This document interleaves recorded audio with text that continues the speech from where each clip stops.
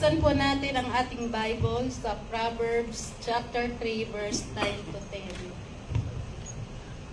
10. In chapter 9, honor the Lord with your possessions and with the first fruit of all your increase.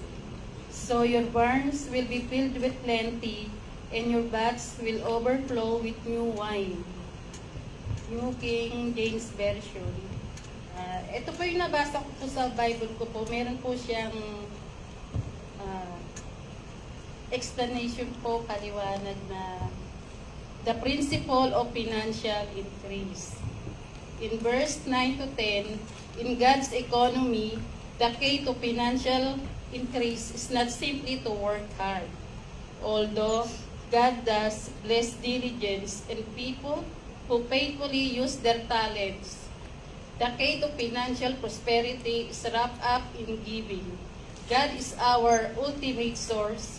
Economies go through cycles of inflation, recession, and depression. Jobs may come and go, and unpredictable things over which we have no control may come along to affect our lives. Here, God tells His people that He alone is our source of supply, not our jobs, bank accounts, investment, parents, or government. As such and as part of His covenant with His people.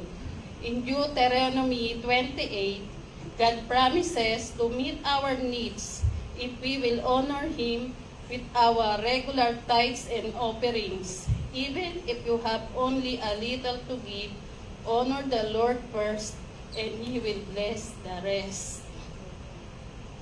Maganda po, di ba? Taas na po natin ang ating tithes and offering.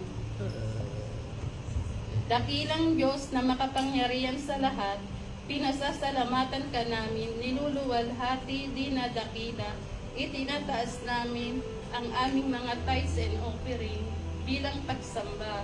Tulungan mo po kami na makapagbigay ng bukal mula sa aming mga puso na ibalik namin sa iyo ang lahat ng papuri, Panginoon, sa katapatan mo at kadakilaan.